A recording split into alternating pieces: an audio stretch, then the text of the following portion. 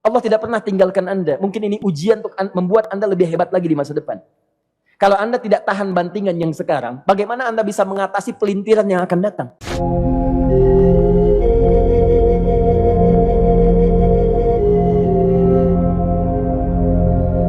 Semua keadaan jiwa kita, hati kita, perasaan-perasaan kita sudah lebih dulu bahkan pernah dirasakan oleh Nabi Muhammad SAW. Kalau Anda pernah gelisah, Nabi dulu pernah gelisah. Kalau Anda bahagia, Nabi juga pernah bahagia. Kalau Anda merasakan kekhawatiran, Nabi dulu pernah khawatir. Dan miniatur kehidupan kita sudah dicontohkan dalam perjalanan kehidupan Nabi Muhammad SAW agar kita bisa belajar mengatasi problematika kehidupan. Allahu Akbar, kalau beliau tidak diutus oleh Allah, kita tidak tahu bagaimana cara menyelesaikan pemetaan kehidupan kita hingga dengan saat ini. Bahkan satu ketika, pernah beliau kemudian dalam masa yang telah panjang berdakwah, qadarullah kemudian ada wahyu yang jeda datangnya tidak seperti biasanya. Biasanya datangnya cepat, berganti hari turun wahyu, ganti pekan turun wahyu. Ini beberapa masa wahyu belum turun. Ada hikmah di balik itu. Teman-teman sekalian, tiba-tiba beliau naik ke atas bukit, wahyu belum turun juga. Pulang ke rumah, belum turun juga. Sampai keadaan itu terlihat oleh kalangan kafir Quraisy dan mereka berkata, lihatlah Muhammad sudah gila. Dituduh gila. Jadi kalau Anda cuma dituduh dengan hal-hal yang ringan, dituduh soleh, kan? Dituduh kemudian orang yang berubah, dituduh semakin beriman dan sebagainya, barangkali itu lebih baik. Nabi dituduh gila, Anda bayangkan. Tuh Muhammad sudah gila. Muhammad sudah ditinggalkan oleh Tuhannya. Muhammad sudah kehilangan pegangannya. Muhammad sudah tidak punya orientasi. Orangnya sudah nggak jelas. Bolak-balik tidak karuan. Naik ke atas bukit seakan-akan orang yang frustasi. Dan seterusnya. Tapi tahukah Anda apa yang terjadi? Setelah berbagai cacian, makian, tuduhan, macam-macam diterima oleh Nabi SAW, lantas tibalah masanya Allah menurunkan satu surah, bahkan disandingkan dengan surah yang lainnya, bersandinglah dua surah ini secara bersamaan turun. Surah ke-93 dan surah ke-94-nya. Terkait berkelindan, memberikan satu harapan yang sangat panjang. Kata Allah, وَالضُّحَى وَاللَّيْلِ إِذَا سَجَى مَا وَدَّعَكَ رَبُّكَ وَمَا قَلَى وَلَلْآخِرَةُ خَيْرٌ لَكَ مِنَ الْأُولَى وَلَسَوْفَ يُعْطِيكَ رَبُّكَ فَتَرْضَى أَلَمْ يَجِدْكَ يَتِيمًا فَآوَى وَوَجَدَكَ ضَالًّا فَهَدَى وَوَجَدَكَ عَائِلًا فَأَغْنَى فَأَمَّا الْيَتِيمَ فَلَا تَقْهَرْ وَأَمَّا السَّائِلَ فَلَا تَنْهَرْ وَأَمَّا بِنِعْمَةِ رَبِّكَ فَحَدِّثْ. Ya Muhammad, saya bersumpah dengan waktu duha. Kalau kita baca dengan ilmu balaghahnya, itu bukan sekedar sumpah mengilustrasikan waktu duha. Karena di ilmu balaghah itu nanti ada 3 turunan ilmu. Ada disebut ilmu ma'ani, ilmu mencari kata-kata sehingga ungkapannya sesuai untuk disampaikan. Mana kata-kata yang tepat untuk disampaikan dalam konteks yang ingin dibicarakan. Itu ma'ani namanya. Kemudian setelahnya ada ilmu bayan. Bagaimana mengemas kosakata yang bagus ini sehingga bisa disampaikan dengan jelas. Orang tidak bingung menerimanya, paham maksudnya. Kemudian setelah itu kadang-kadang jelas kalimatnya, tapi kedengarannya tidak indah. Woi, rapatkan, woi, apa belum paham juga? Rapatkan saf. Memang jelas, tapi nggak ngenakin. Maka bagaimana caranya disampaikan dengan jelas, tapi hati kita terasa nyaman. Memuji terasanya nyaman diserahkan kepada Allah, tapi ada kebahagiaan. Disampaikan tidak terasa tergurui, diperintahkan serasanya diberikan jalan untuk mendapatkan kebaikan. Maka yang ketiga disebut dengan ilmu badi' namanya. Ilmu menghiasi kalimat yang disampaikan sehingga terasa dengan nikmat. Turunannya nanti ada majaz namanya. Mengambil sebuah kalimatnya untuk diposisikan pada kalimat yang nyaman disebut dengan kinayah turunannya. Maka teman-teman kata Allah, wadduha. Diterjemahkan demi waktu duha. Bukan sekedar waktu duha. Karena duha itu ada cahaya yang indah. Dirasakannya enak. Antum keluar waktu duha kan enak tuh. Berjemur. Kata orang Sunda moyan gitu kan. Datang, bahkan sampai dianalisis ada vitamin D-nya bisa terasakan. Ya, kemudian setelah itu ada kenikmatan enak suasananya. Seakan-akan dunia milik sendiri, yang lain numpang. Wah, nyaman keluar itu. Baik, jadi wadduha itu ingin bersumpah mengilustrasikan waktu kenyamanan yang pernah dilalui. Kalau dalam bahasa tafsir yang luasnya, saya bersumpah Muhammad, Demi segala kenikmatan yang pernah engkau rasakan dalam hidupmu, seperti engkau merasakan cahaya duha itu. Engkau pernah senang, saya bersumpah dengan kesenanganmu. Engkau pernah tenang, saya bersumpah dengan ketenanganmu. Engkau pernah nyaman, saya bersumpah dengan kenyamanan yang pernah engkau rasakan. Walaili idza saja. Dan aku pun bersumpah demi gelapnya malam. Demikian terjemahannya. Bukan sekedar gelapnya malam, saja itu sesuatu yang pekat. Ya, ini belakang kelihatan agak gelap nih. Untuk memberikan proyek, kesini aja Pak, saya cuma ngasih contoh. Contoh, saya bukan mengeluh, bukan, ingin memberi contoh. Ya, contoh pada ilustrasi yang mau saya sampaikan. Nggak apa-apa, biarkan saja. Saya mau contoh kasih kata saja. Ya, ini belakang agak gelap untuk memproyeksikan cahaya ke sini. Tapi yang mau saya sampaikan, kalau gelapnya begitu pekat, semua cahaya ini nggak ada. Cahaya nggak ada nih, sama sekali tidak kelihatan. Saya mau tanya pada Anda, beraktivitasnya mudah atau sulit? Mudah nggak menemukan sendal Anda di luar? Belum tentu. Menemukan jalan keluar pun belum tentu mudah. Anda mesti meraba-raba jalan. Anda mesti kemudian melihat sesuatu dengan pandangan mata hati Anda. Raba, dan sebagainya. Sampai menemukan jalan itu pun belum tentu benar. Itulah yang disebut dengan gelapnya malam saja pekat. Kadang-kadang ada orang yang menghadapi satu kesulitan yang pekat. Suasananya siang. Cuman karena masalahnya begitu pekat seakan-akan membuat diri dia gelap. Jalan susah, limbung gitu. Kenapa gelap ya? Padahal terang. Karena masalah menggelimuti dirinya seakan-akan dia diselimuti masalah yang gelap. Bimbang dia. Makan gak enak, minum gak nyaman, dan seterusnya. Ya, biasanya makan ayam tenang, ini dikasih yang lebih enak juga rasanya pahit. Gak enak zamannya. Maka kalau kita ilustrasikan dalam suasana tadi Muhammad, saya bersumpah, engkau pernah hidup nyaman, ataupun engkau mengalami masalah yang sangat pekat dalam kehidupan. Engkau alami sesuatu yang dahsyat. Sampai engkau bingung, bimbang, pekat. Mereka menuduhmu dengan macam-macam. Ma wadda'aka rabbuka wa ma qala. Saya pastikan kepadamu, dalam keadaan nyamanmu seperti dulu, ataupun engkau bimbang seperti sekarang, Tuhanmu tidak akan pernah meninggalkanmu ataupun menuduhmu gila. Orang-orang yang dekat dengan Allah subhanahu wa ta'ala, maka Allah akan menjaganya, baik dalam keadaan yang tenang dan nyaman, ataupun dalam kesulitan yang luar biasa. Walal akhiratu khairul laka minal ula. Nanti saya akan tunjukkan kepadamu. Jika kamu telah tabah dan sabar menerima cacian mereka, menerima tuduhan mereka, nggak apa-apa, ini kan muqaddimah. Masa kamu masih panjang.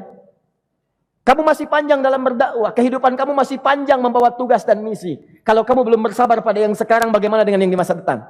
Tapi saya pastikan kepadamu, jangankan yang seperti ini, masalah pekat yang paling hebat pun kamu akan hadapi, yang membuat kamu sedemikian sulit lebih daripada ini, yakinkan pada jiwamu, aku tidak akan pernah meninggalkanmu.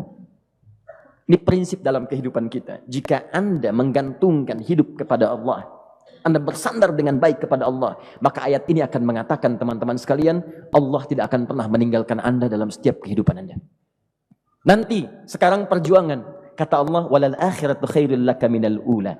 Nanti saat kamu tiba di akhirat, saya akan tunjukkan kepadamu ada yang lebih hebat yang tidak pernah engkau rasakan sebelumnya saat di bumi.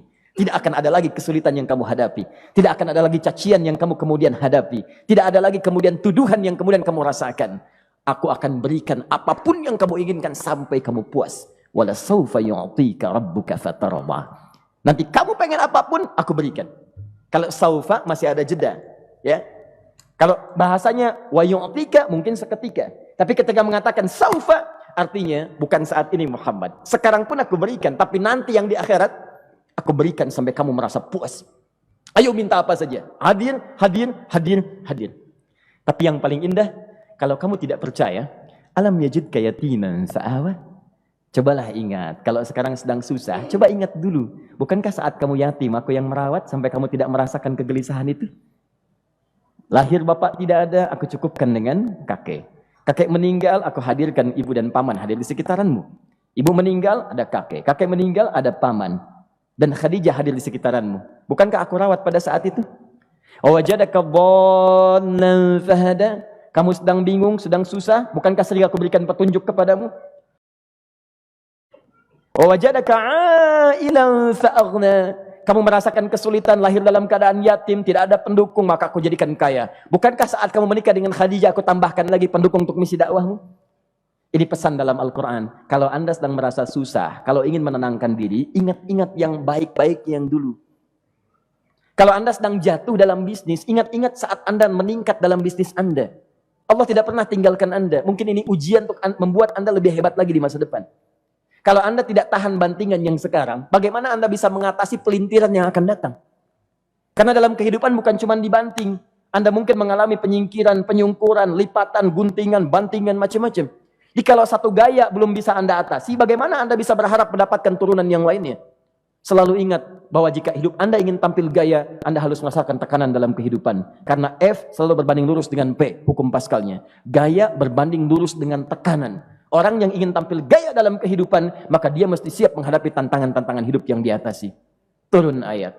Sampai ujungnya. Jadi kalau kamu sudah begini lagi, jangan pernah kamu membentak orang lain. Jangan pernah merendahkan orang lain. Karena Allah pun menjaga setiap hamba sepanjang ia mendekat kepadamu. Setelah itulah turun kemudian surah Al-Insyirah. Alam nashrah lakas sadra. Antum kenal Nabi Musa?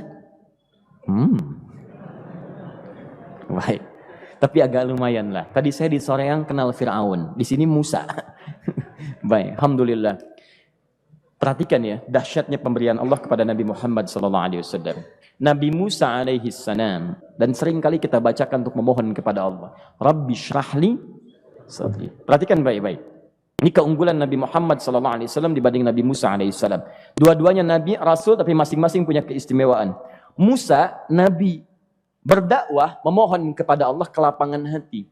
Rabbi syrahli sadri. Ya Allah, tolong lapangkan hatiku nih. Kenapa mesti lapang? Karena pasti Musa merasakan nih. Saya tahu betul karakter Fir'aun. Belum apa-apa sudah memaki. Kalau orang yang hatinya tidak lapang, tidak akan tahan dengan makian, keluarlah kemudian balasan yang tidak digambarkan sebelumnya. Fir'aun itu kasar. Kasarnya bukan sekedar kasar, bahkan saking kasarnya bisa berujung pada eksekusi kematian. Saya contohkan tadi di sore yang ini, saya nggak suka dengan rambutnya nih, kata Fir'aun. Bukan nyuruh nyukur mas, tolong pisahkan kepala dari badannya. Gitu gayanya tuh, Fir'aun. Ya. Bukan nggak ngenakin, susah dengan Fir'aun itu. Jadi kalau belum apa-apa datang Musa ke situ, hatinya tidak seluas samudra, hatinya tidak lapang, cuman seluas gelas, tidak akan sabar menerima cacian Fir'aun. Begitu datang dicaci, dasar anak gak tahu diri, gak tahu malu, sudah saya rawat begini. Ya Allah, saya bosan dengarnya, matiin aja sekarang. Musa Nabi berdoa dikabulkan. Cuman kalau Fir'aun kemudian ajalnya misal wafat pada saat itu, tidak akan jadi contoh kepada kita untuk kekinian. Bagaimana orang yang bebal untuk bertobat kepada Allah Subhanahu wa Ta'ala. Bagaimana penyimpangan dalam kedudukan. Bagaimana dia kemudian akrab dengan pengusaha yang gelap. Di pengusaha gelap berpartner dengan penguasa zalim. Sudah ada dari dulu. Pengusahanya disebut dengan Qarun. Kemudian mohon maaf, ya, yang pemimpinnya disebut dengan Fir'aun, tokoh intelektualnya disebut dengan Haman. Makanya cerita ini komplit di Quran, sudah ada. Di setiap persoalan dalam kehidupan masyarakat disebabkan tiga hal yang berkolaborasi. Kalau bukan penguasa zalim, berpartner dengan pengusaha gelap, ditopang oleh intelektual yang sembrono. Itu persoalan. Jadi kalau ada sekarang intelektual menyalahgunakan kepintarannya, dia terlambat, sudah ada Haman dulu. Dan gak usah bersaing, dia bisa bikin piramida, Anda belum tentu bisa membuatnya. Kalah Anda, masih kalah hebat. Ya, jadi kalau dititipkan sesuatu, jangan disimpangkan. Yang ingin saya sampaikan, Musa mengatakan, Rabbi syrahli sadri. Nabi berangkat berdoa dikabulkan oleh Allah. Nabi Muhammad belum minta turun ayat. Alam nashrah laka sadra. Yang ini minta, Rabbi syrahli sadri. Nabi Muhammad, alam nashrah laka sadra. Muhammad, mulai dari peristiwa sehingga engkau akan lebih sabar lagi menerima tantangan-tantangan dakwah. Mulai sejak itu jangankan dimaki, dilempar batu di Taif. Dari Mekah pergi ke Taif dengan Zaid kemudian. Sampai di Taif mendapatkan sesuatu yang tidak dibayangkan sebelumnya. Kalau cuma dihentikan saat mengajar, wajar. Ini dilempari batu. Anda bayangkan? Bisa kebayang nggak? Lempari batu tuh. Lempar, dilempar. Zaid jadi tameng, berdarah-darah, kemudian mundur. Mundur, beristirahat di bawah tepian pohon. Begitu beristirahat, datang malaikat penjaga dua gunung. Turun malaikat dengan kesal mengatakan, Ya Rasulullah, mud yadaika ilas sama. Ya Rasulullah, angkat tanganmu ke langit. Minta kepada Allah, aku angkat dua bukit di Taif, aku himpit keduanya mereka. Aku himpit penduduk Taif dengan dua bukit itu. Apa jawab Nabi? Karena sudah mendapatkan kelapangan, ketenangan, belajar dari peristiwa-peristiwa tadi, indah jawabannya. Lah, katanya, tolong jangan lakukan. Innahum qaumun la ya'lamun. Mereka belum paham saja. Mereka belum mengerti. Tolong jangan lakukan. Aku bermohon kepada Allah. Boleh jadi nanti di masa depan akan ada hamba-hamba terbaik yang lahir dari bumi Taif ini. Kemudian beliau berkata, Rabbi, ila man takilluni, a ila qaribin yu'limuni, am ila ba'idin yu'dhini, fa ana radin ma lam taghdab ilayya. Ya Allah, kemana lagi engkau akan utus aku untuk berdakwah setelah peristiwa ini? Apakah tempatnya lebih dekat aku jangkau sekarang, tapi di situ aku akan disakiti lagi? Ataukah jaraknya masih jauh, tapi di tempat itu aku akan dizalimi lagi? Aku ridha ya Allah dengan itu semua, asalkan engkau tidak marah kepadaku. Asalkan engkau tidak marah kepadaku. La haula wala quwata illa billahil aliyil azim. Begitu kelapangan itu muncul, ridha dengan ketetapan dan siap, tabah, kuat, hadir dalam jiwanya. Tiba-tiba turun undangan, tunaikan Isra dan Mi'raj. Diangkat statusnya, naik mendekat kepada Allah Subhanahu wa taala. Dihilangkan bebannya, wa wada'na anka wizrak alladzi anqadha dhahrak. Itu hikmah, teman-teman. Barangkali kalau antum saat ini datang ke masjid ini untuk kajian, sedang bawa beban, ada kesulitan, penuh dengan macam-macam, barangkali dibacakan surat Ad-Duha tadi untuk memberikan harapan kepada Anda. Ini bukan PHP, karena ini bukan masalah urusan manusia. Ini adalah janji yang tidak akan pernah diingkari. Innallaha la yukhliful mi'ad. Kata Allah, Anda punya masalah, ingat suasana tenang pada masa lalu. Bukankah saya memberikan ketenangan kepadamu?